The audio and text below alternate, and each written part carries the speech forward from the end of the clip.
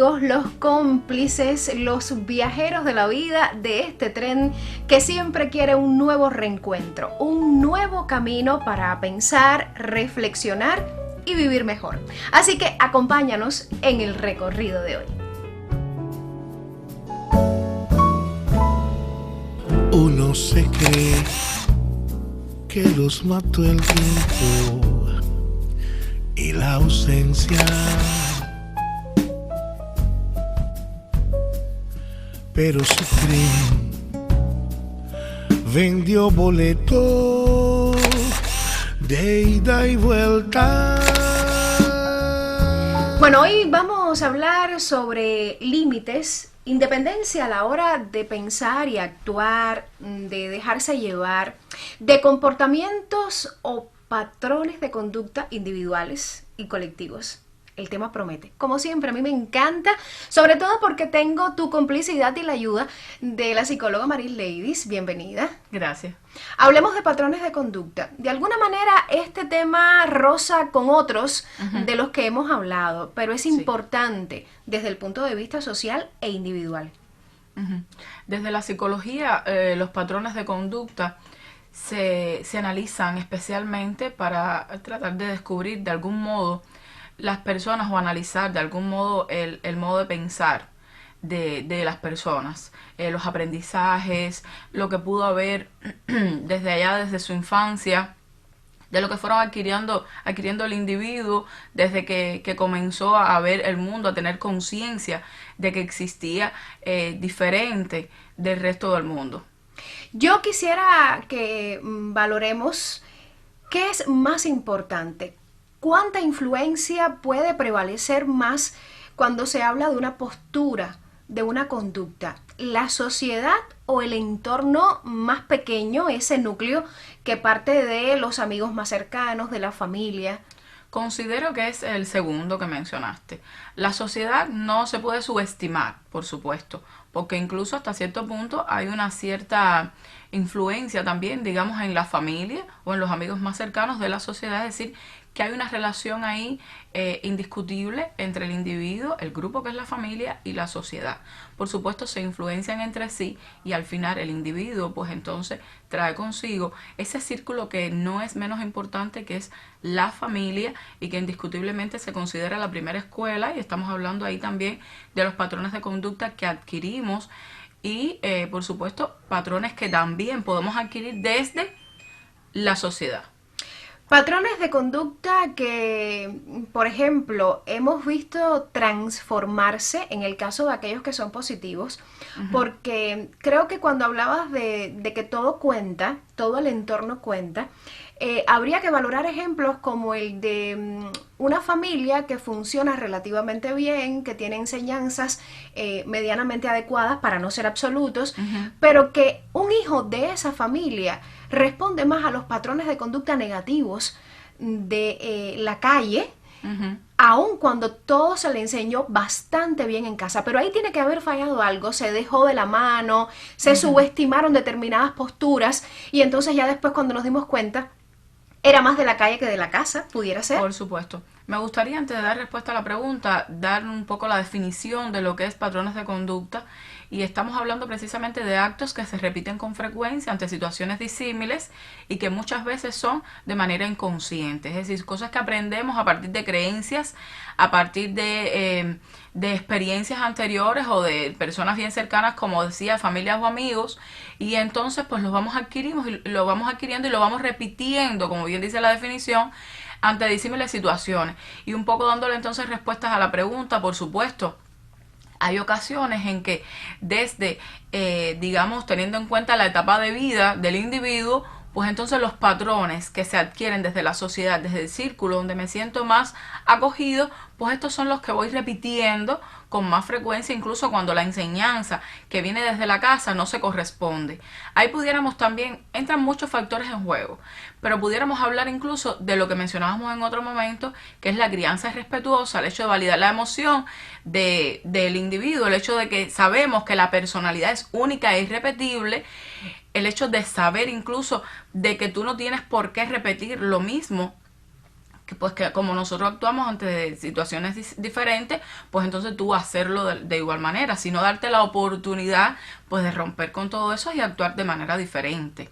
Yo valoro que para bien se está viendo esa postura. Personas que rompen con determinados patrones, determinadas creencias, determinadas posturas en la casa y hasta en la sociedad por defender un criterio propio y que sea siempre de manera positiva, porque repetir lo negativo nunca trae buenos resultados. Vamos a hacer una parada y te dejo pensando sobre el asunto. Patrones de conducta que van en todas las maneras posibles, que se vinculan con muchas esferas de nuestra vida. Los patrones de conducta con malos hábitos, los patrones de conducta tal vez con herencias emocionales que no vienen desde conciencia, desde la conciencia individual, aun cuando celebramos que ya hay otras reacciones en la sociedad de hoy. ¿Por dónde viene ese asunto? De que no nos razonamos, de que se impone, de lo repetitivo de ver una dinámica en casa, por ejemplo. Por supuesto, viene precisamente de ahí, desde el término, desde la definición de la repetición, pues precisamente del comportamiento. Y poniendo un poco un ejemplo, digamos, para que puedan entender. Yo he tenido en consulta personas que dicen, bueno, yo estoy criando así a mi hijo porque así me enseñaron a mí, pues así me educaron mis padres. Si yo no sé esperar, pues entonces me castigan o asumen este comportamiento conmigo, asumieron este comportamiento conmigo, pues entonces yo lo hago así con mis hijos porque yo no salí tan malo. Yo no soy tan, digamos, mi carácter, mi comportamiento no salió tan catastrófico. Y entonces vemos ahí cómo se repite este patrón de conducta desde los abuelos hacia los padres e hijos, patrones de conducta que se consideran incluso negativos. A ver, ¿en qué iría entonces el hecho de marcar que sean pues negativos o positivos? Por supuesto estamos hablando de que generan un malestar o un bienestar. Ahora, ¿cómo saber si son positivos desde tu propia satisfacción cuando esto a la vista de los demás se ve mal, pero yo me siento bien? Esto entraría en una, digamos, dicotomía. Pero lejos de eso podemos ver también que hay reglas y normas desde la sociedad establecidas que sirven como canon, pues entonces para este, digamos, patrón de comportamiento que en primer lugar, para saber si entonces te genera a ti algo negativo, emociones negativas, pues entonces podemos saber, comenzar con saber identificarlo. ¿Qué estoy repitiendo de mis padres? ¿Qué estoy repitiendo de lo que he visto? ¿Qué estoy repitiendo ante distintas situaciones que generalmente lo que viene detrás me ocasiona malestar? Primero, identificarlo, porque habíamos dicho que ocurrían generalmente de manera inconsciente, aunque a veces tú puedes valorarlo y decir, bueno, así me siento bien haciéndolo, así me siento bien comportándome y pienso que tengo un mejor resultado incluso. Pero estamos hablando de aquello que no tenemos ni siquiera a la vista, de manera consciente, de poder canalizarlo y verlo y entonces pues hacer una modificación, porque también hablamos de que la personalidad es única e irrepetible, pero es estable, pero no estática. Cuando hablamos de un patrón de conducta evitativo, pues nos trae como consecuencia, vemos un individuo que generalmente evita situaciones de tensión, vemos la procrastinación sobre todo, vemos situaciones que generalmente traen en él, a raíz de, o bueno, como resultado, vemos una frustración, un sentimiento de poca valía, un sentimiento tal vez de inutilidad, de que no soy capaz de hacerlo, pues entonces dependo de otros y entonces entra otro patrón de conducta cuando tú te acercas a personas, incluso relaciones de pareja, que con las que tú tienes pues dependencia total desde el punto de vista emocional. No concibes tu vida si no es dependiendo de que esa persona te diga qué hacer y cuándo hacerlo. ¿Los patrones de conducta tienen números, se pueden nombrar o son disímiles? Son disímiles y por supuesto siempre me gusta decir que ver cada caso en particular, porque decimos muy fácil identificarlo. Pero no siempre es tan fácil.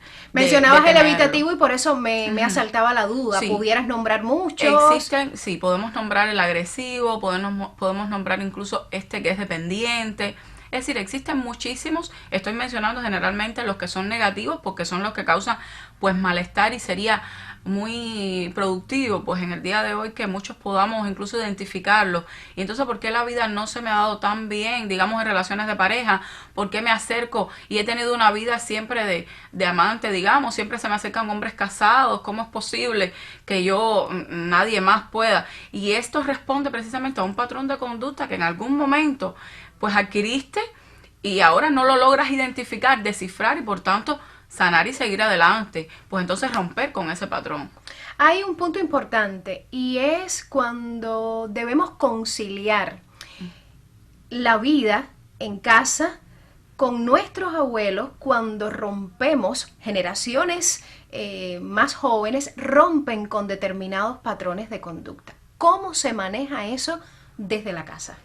Bueno, puedo anunciar desde el inicio que es bien complicado, porque estamos hablando, para hacer una comparación bien sencilla, estamos hablando de una crianza que dieron nuestros abuelos a nuestros padres y estamos hablando de esa crianza tradicional de que no se habla cuando los adultos están conversando porque tu opinión en este momento no cuenta y los adultos hablan y a ti te toca hacer silencio. No hay un espacio, digamos, como en estos momentos que se le ha dado escucha a ese niño para validar un poco las emociones. Cuando incluso, poniendo un ejemplo muy sencillo, los hombres no lloran desde niños y realmente se cayó, le duele, ¿cómo no va a llorar? Y entonces son patrones. O de hombre está lidiando con una situación, un conflicto y lo ves llorando. No, pues entonces, ¿por qué no? Y son, digamos, desde la crianza tradicional que estamos enseñando incluso que enseñaron a nuestros padres y entonces esos padres que viven con los abuelos cuando ven que nosotros manejamos las cosas de manera diferente no se fijan tal vez en el resultado del fin que nosotros pudimos lograr, que tal vez falló en esa crianza que nos dieron. ¿Y cómo se concilia? Exactamente. Bueno, pues pudiéramos un poco abogar por la comunicación que digo que siempre defendemos en el programa, pero además un poco mostrándole los resultados de lo que pudimos lograr pues con esa diferencia en cuanto a los patrones que fueron heredando por generaciones, de cómo yo estoy logrando teniendo resultados diferentes y por qué no positivos, que por supuesto no tienen que ver con los patrones que tú me enseñaste. Yo creo que hay un respeto al adulto mayor. También. Cuando por este tema o cualquiera se le dice, quiero conversar contigo, quiero explicarte a ver qué crees de tal cosa, y entonces sea paso a paso, aun cuando veas en el adulto mayor una resistencia en este o en otros temas, pero la comunicación sigue siendo un arma valiosísima para apostar por calidad de vida. Así nos despedimos. Sí, otra vez, la comunicación sigue siendo palabra de orden, hecho, motivo. Así que espero no olvides que lo escuchaste en el tren de los años.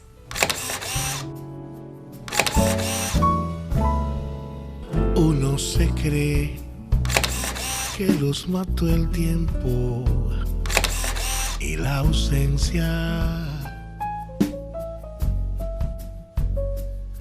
pero su tren vendió boleto de ida y vuelta.